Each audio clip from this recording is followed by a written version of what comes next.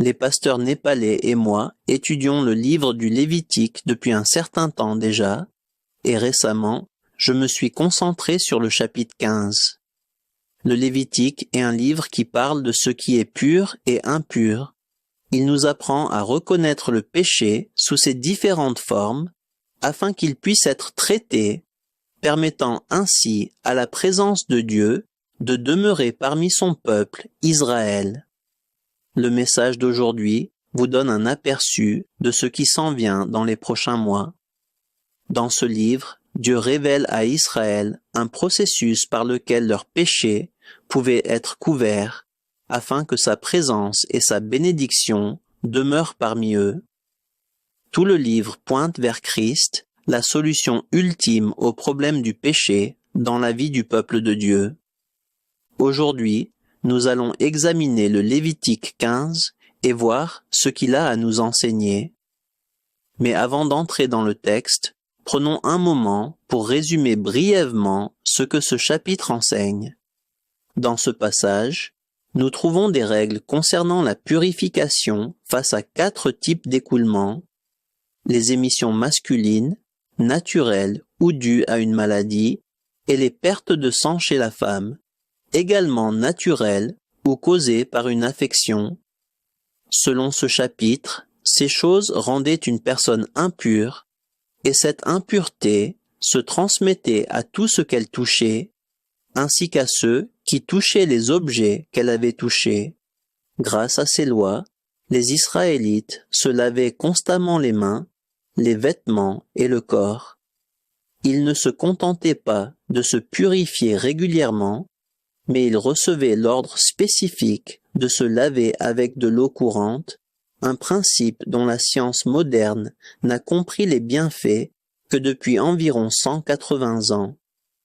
Écoutez ces 2 exemples trouvés dans ce passage, livre du Lévitique, chapitre 15, verset 11. Celui que le malade aura touché, sans s'être rincé les mains à l'eau, nettoiera ses vêtements, se lavera et sera impur jusqu'au soir.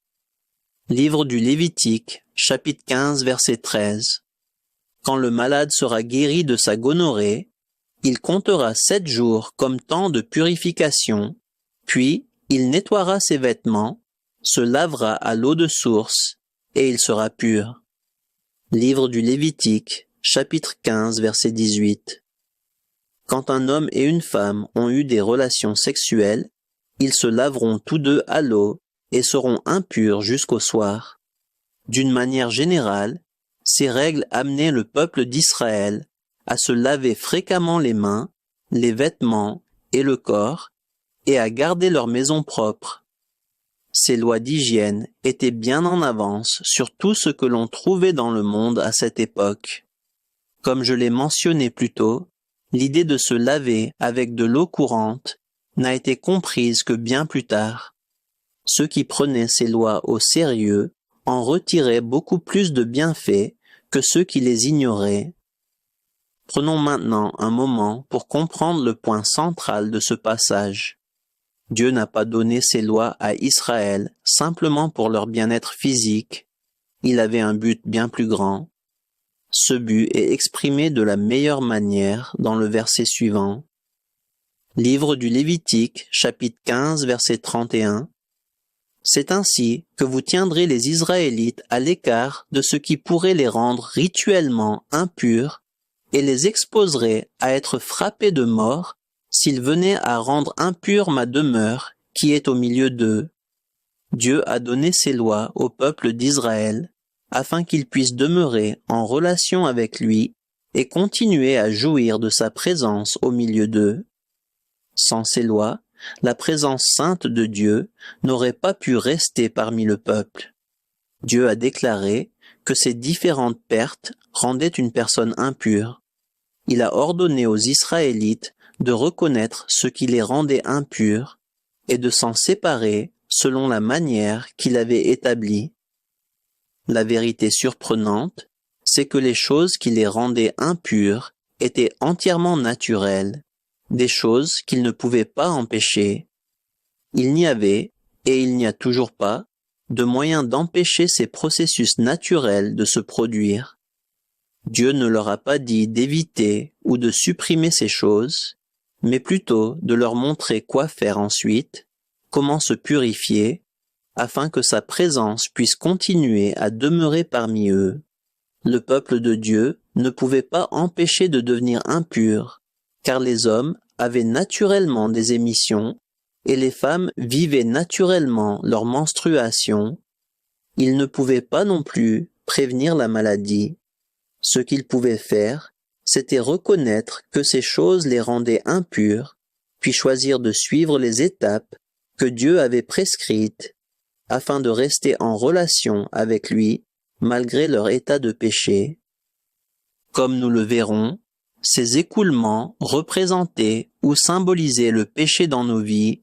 Ils n'étaient pas nécessairement pécheurs en eux-mêmes, mais ils pointaient vers une réalité plus profonde. Les êtres humains vivent dans un état de péché. Tout ce que nous faisons sans l'aide de Dieu est impur à cause de la méchanceté de notre cœur. En ce sens, nous sommes pécheurs par nature et donc naturellement dans un état d'impureté. Écoutons le verset suivant. Ésaïe 64, 5. Nous sommes tous semblables à des êtres impurs, toute notre justice est comme des linges souillés. Nous sommes tous flétris comme un feuillage, nos fautes nous emportent comme le vent. Dieu déclare par son prophète que même nos bonnes œuvres sont comme des haillons souillés devant lui. L'expression haillons souillés fait littéralement référence à un linge menstruel. Dieu utilise cette image pour décrire et symboliser l'impureté du péché dans nos vies. Ceux qui ont écouté nos enseignements sur le péché comprendront pourquoi même nos meilleures actions sont considérées comme impures aux yeux de Dieu. Lorsque les gens accomplissent de bonnes œuvres sans l'aide du Saint-Esprit, ils le font souvent pour des raisons égoïstes, pour obtenir l'approbation, gagner une faveur ou recevoir quelque chose en retour. Leurs actions peuvent paraître bonnes de l'extérieur, mais le cœur qui les motive est corrompu. Ces œuvres ne sont pas accomplies par amour sincère pour les autres, mais par intérêt personnel, et cela est abominable aux yeux de Dieu. Nous devons donc reconnaître que notre nature humaine est pécheresse, mauvaise et impure. Une fois que nous en prenons conscience, nous devons nous tourner vers la parole de Dieu et suivre ses instructions afin de rétablir notre relation avec lui, car Dieu désire toujours une relation avec nous, même au milieu de notre méchanceté. Écoutons le verset suivant. Livre de Jacques, chapitre 4, versets 7 à 10. Soumettez-vous donc à Dieu, résistez au diable, et il fuira loin de vous. Approchez-vous de Dieu, et il s'approchera de vous. Nettoyez vos mains, pécheurs, et purifiez votre cœur, vous qui avez le cœur partagé. Prenez conscience de votre misère, et soyez dans le deuil. Pleurez, que votre rire se change en pleurs, et votre gaieté en tristesse. Abaissez-vous devant le Seigneur, et il vous relèvera. Jacques nous dit de reconnaître le mal, de lui résister et de nous approcher de Dieu. Il utilise la même symbolique et les mêmes images que celles du livre du Lévitique lorsqu'il dit « Lavez vos mains, purifiez vos cœurs et humiliez-vous devant le Seigneur ». Lorsque les Israélites obéissaient au commandement du Lévitique chapitre 15, ils reconnaissaient leurs péchés et s'approchaient de Dieu selon les instructions qu'il avait données. Dieu promet de s'approcher de ceux qui s'approchent de lui. Il ne demandait pas une perfection sans péché, mais la reconnaissance du péché, l'humilité et un cœur désireux d'entretenir une relation avec le Dieu vivant. Israël vivait dans un état constant d'impureté, et pourtant, Dieu avait prévu un moyen pour qu'ils puissent continuer à jouir de sa présence et de sa bénédiction. Dieu ne les empêchait pas d'avoir des émissions ou des écoulements naturels, mais il les appelait à lui faire confiance pour trouver la solution à leurs conditions. Ils faisaient continuellement face aux problèmes inévitables de l'impureté dans leur vie, mais ils y faisaient face de la manière que Dieu avait prescrite. Et tant qu'ils marchaient dans cette attitude de repentance et d'obéissance, la présence de Dieu demeurait parmi eux. De la même manière, par le sang de son sacrifice parfait, Jésus nous purifie aujourd'hui, permettant à la présence de Dieu d'habiter avec nous, même au milieu de nos faiblesses. Le Lévitique 15 parle de 2 types de conditions physiques qui rendaient une personne impure. L'une était naturelle et survenait régulièrement, tandis que l'autre ressemblait davantage à une maladie qui apparaissait seulement à certains moments de la vie, mais qui durait plus longtemps. Ces 2 conditions étaient inévitables. L'une revenait fréquemment et l'autre, bien que plus rare, était plus grave. De la même façon, notre lutte contre ce monde et contre notre nature pécheresse est elle aussi inévitable jusqu'à ce que Dieu nous en délivre complètement. C'est pourquoi la rédemption totale ne viendra que lorsque nous quitterons cette terre et recevrons nos corps glorifiés. Jusqu'à ce moment-là, nous continuerons à faire face aux tentations et aux désirs de la chair. Notre responsabilité est de les reconnaître pour ce qu'ils sont, de leur résister et de nous purifier continuellement par la repentance et la grâce de Dieu. Notre lutte contre ce monde et contre la chair est semblable à l'écoulement mensuel du sang. Elle revient régulièrement et nous devons toujours en être conscients. Ces saisons de tentation apparaissent et disparaissent, souvent sur plusieurs jours, et elles exigent une vigilance constante et une purification régulière. Les émissions liées à la maladie, en revanche, étaient différentes. Elles étaient plus graves, plus douloureuses et beaucoup plus perturbatrices. Elles représentent les luttes profondes de la vie, les dépendances, la dépression, les périodes de doute, les blessures émotionnelles ou les traumatismes causés par la perte, l'abus ou la tragédie. Dans ces moments, une personne est impure au sens spirituel, elle n'est pas en bonne santé spirituelle, elle n'a peut-être pas la force d'aider les autres et risque même de transmettre sa douleur ou son découragement. Dans ces moments-là, les gens ont besoin de guérison et de grâce. Ils doivent continuellement se couvrir du sang de Christ et continuer d'avancer. Ils ne doivent pas s'arrêter ni abandonner, mais persévérer patiemment dans ces temps de douleur et de souffrance, gardant la foi que Dieu est toujours avec eux et qu'il les fera traverser ces épreuves. De la même manière que les Israélites ne pouvaient pas changer le fait qu'ils étaient impurs tout en demeurant dans la présence de Dieu, nous devons comprendre, nous aussi, que nous ne pouvons pas toujours changer nos circonstances, mais nous pouvons toujours nous attendre à expérimenter la présence de Dieu dans nos vies. Nous pouvons lutter contre la dépression, et pourtant, sa présence ne nous quitte pas. Nous pouvons être profondément blessés, incapables d'aider les autres, et pourtant, sa grâce demeure disponible pour nous. Notre faiblesse ne l'éloigne pas de nous. Ce que Dieu nous demande, c'est de reconnaître notre condition et de continuer à nous purifier chaque jour par la parole de Dieu et par le sang de Christ, jusqu'à ce que la saison de maladie ou de lutte soit passée. C.S. Lewis, dans son livre « Les lettres du diable à son neveu » The Screwtape Letters, décrit ce qu'il appelle la loi de l'ondulation. Il explique que les chrétiens doivent s'attendre à traverser différentes saisons, des temps de joie et des temps de tristesse, des moments de foi forte et d'autres de faiblesse, des périodes de fécondité et des moments de sécheresse. Nous ne pouvons pas nous attendre à ce que la vie reste toujours dans le même état. Nous ne serons pas toujours dans la douleur, et nous ne vivrons pas toujours sur des sommets spirituels. Le Lévitique enseigne le même principe. Les choses qui rendent une personne impure surviennent régulièrement, parfois chaque jour, parfois chaque mois, et parfois même pendant des années, le peuple de Dieu a été enseigné à accepter cette réalité de leur condition déchue et à ne pas laisser cela les séparer de sa présence.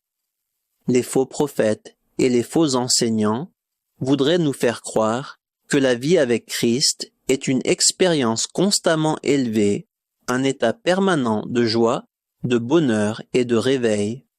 Mais cela n'est pas biblique. Ce genre d'enseignement pousse de nombreux croyants à trébucher lorsqu'ils traversent la souffrance, la faiblesse ou la tentation. Dieu utilise à la fois les saisons hautes et basses pour accomplir ses desseins. Dans les temps d'abondance, il nous encourage. Dans les temps de détresse, il nous apprend à marcher par la foi.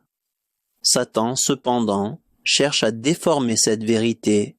Il veut nous faire croire que Dieu nous a abandonnés pendant les saisons basses, ou qu'un vrai chrétien ne devrait jamais les connaître. Il nous pousse à penser que seuls les moments joyeux et victorieux sont les signes d'une foi solide. Et lorsque les difficultés surviennent, il s'en sert pour nous condamner et nous faire douter de la présence de Dieu. Lisons maintenant une partie de ce chapitre et allons un peu plus loin pour découvrir d'autres significations importantes pour nous. Livre du Lévitique, chapitre 15, versets 1 à 12. L'Éternel s'adressa à Moïse et à Aaron en ces termes. Parlez aux Israélites et dites-leur, si un homme est atteint d'une gonorrhée, l'écoulement qu'elle provoque le rend impur, qu'il y ait écoulement ou obstruction des organes, il y a impureté, tout lit sur lequel cet homme couchera, et tout meuble sur lequel il s'assiera, seront impurs. Celui qui touchera son lit nettoiera ses vêtements, se lavera à l'eau, et sera impur jusqu'au soir. Celui qui s'assiera sur le siège utilisé par cet homme nettoiera ses vêtements, se lavera à l'eau, et sera impur jusqu'au soir. Celui qui touchera le malade nettoiera ses vêtements, se lavera et sera impur jusqu'au soir. Si le malade crache sur quelqu'un qui est pur, ce dernier nettoiera ses vêtements, se lavera et sera impur jusqu'au soir.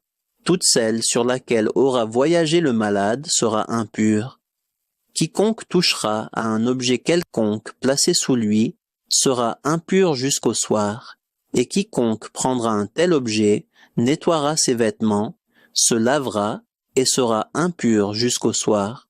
Celui que le malade aura touché, sans s'être rincé les mains à l'eau, nettoiera ses vêtements, se lavera et sera impur jusqu'au soir.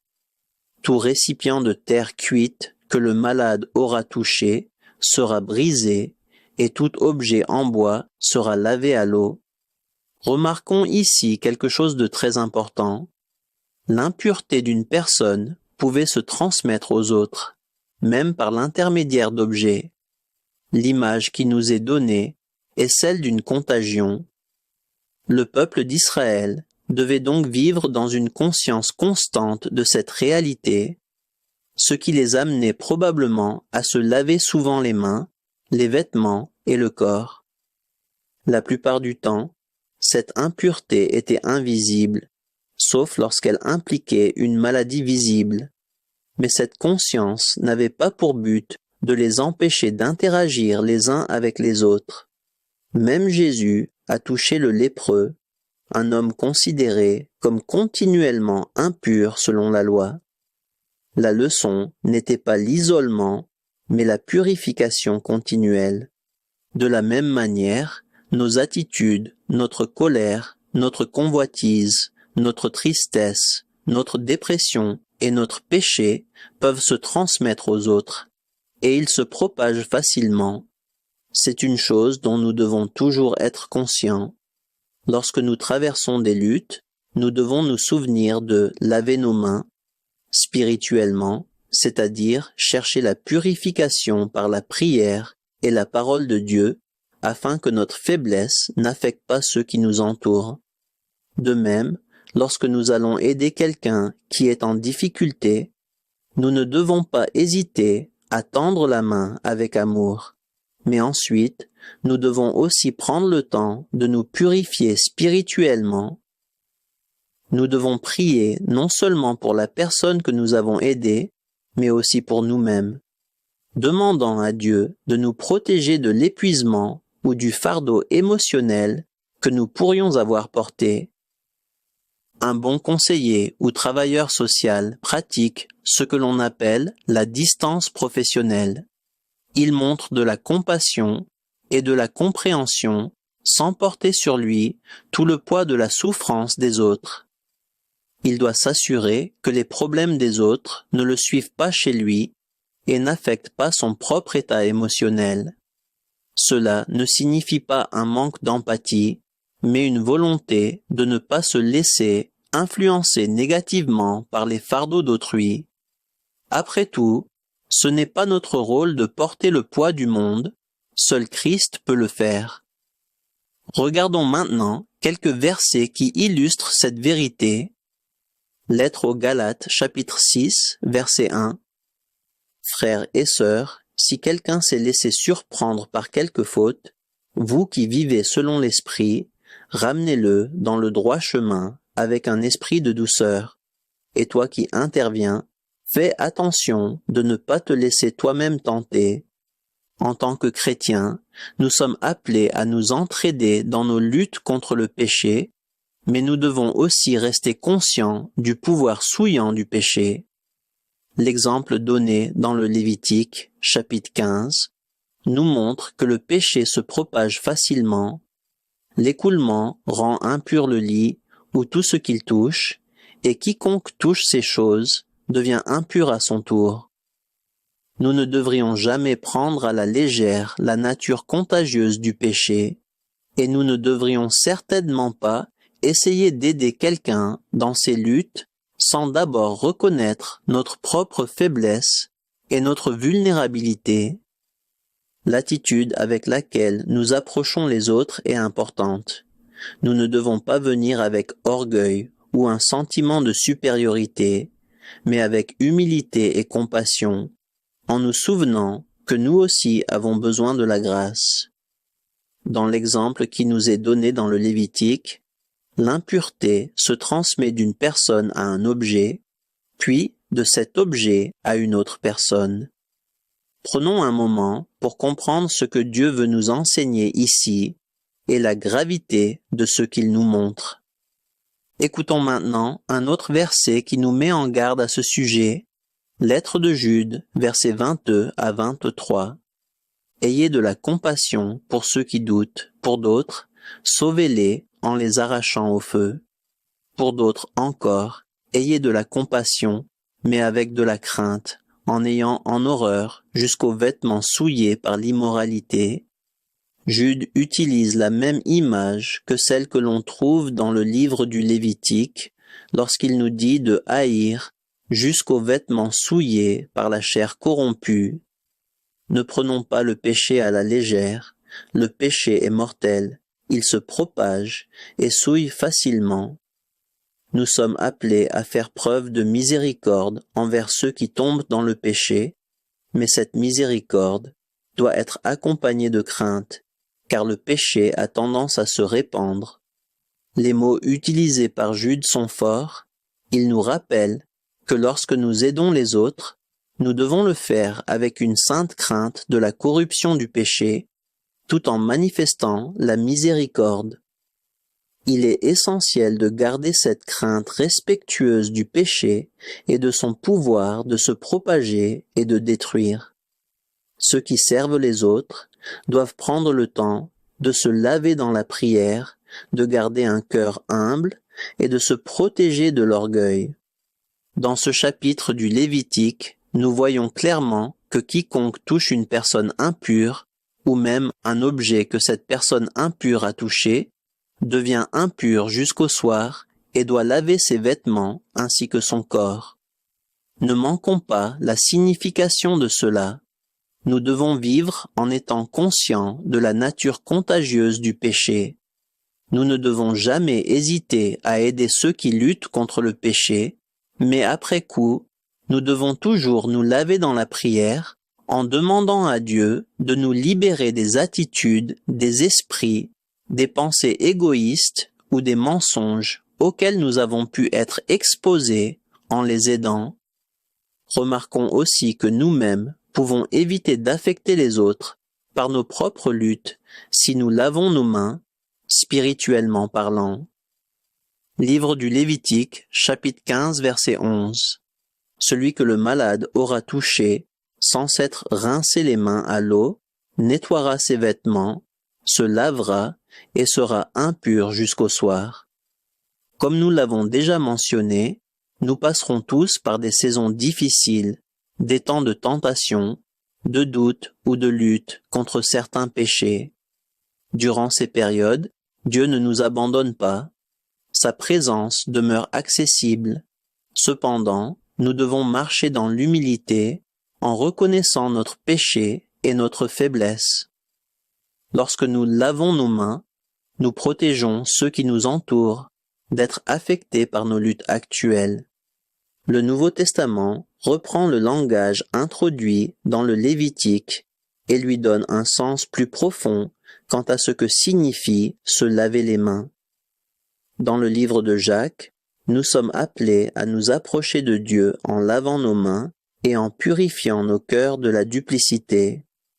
Le premier et le plus important sens de ce lavage est la repentance, se détourner du péché et du cœur égoïste qui s'est éloigné de Dieu. Lorsque nous nous approchons de Dieu dans la repentance, il nous lave, nous purifie et nous attire près de lui sous sa grâce. Nous pouvons encore faire face à des luttes, mais nous ne sommes plus spirituellement contagieux pour ceux qui nous entourent, car le sang de Christ nous a couverts et purifiés. Le Nouveau Testament répète souvent cette vérité.